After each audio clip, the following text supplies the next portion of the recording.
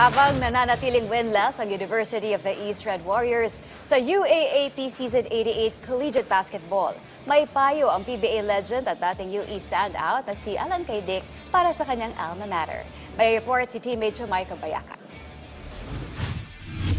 Hirap pa ring makabangon ang University of the East Red Warriors na nakabaon sa ilalim ng team standings sa Men's Collegiate Basketball Tournament ng UAAP Season 88. Sa huling tatlong laro nito sa season, umaasa pa din ang koponan na masisilay ang kauna-unahang panalo kahit tuluyan ng nabura ang pag-asa sa Final Four. Pero positibo ang dating UE standout at shooting legend Alan Caydic na may ibubuga pa ang Red Warriors sa papasok na mga laro.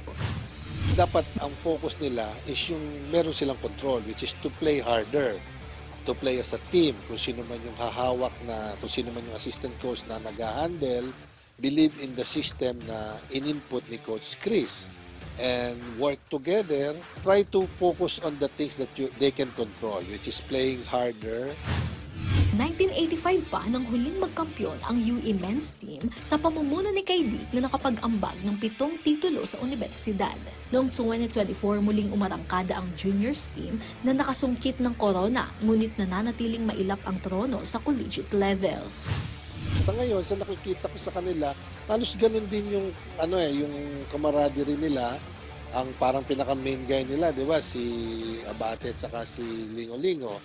Kaya lang, nawala nga si Lingo-Lingo. So, hopefully, may mag-step up. Mas lalo namang nabigyan ng dagdag hamon ang koponan dahil sa pagkawala ng team captain John Abate at ang suspensyon ni Noelo Lingo-Lingo at Coach Chris Gavina. Gayunpaman, naniniwala ang 62 anyos na si Caydic na may pag-asa pa rin makabalik sa ningning ang Universidad ng Silangan. Ang problema kasi sa atin minsan, isang talo, wala na, criticize na, hanggang masisira na yung moral ng team. Di ba? So, sa akin, win or lose, dapat nandyan tayo to support the team. Susubukan ng Red Warriors na hulihin ang mailap na panalo ngayong Miyerkules, November 12, kontra sa UST sa MOA Arena. Jamaica Bayaca para sa atletang Pilipino, para sa bagong Pilipinas.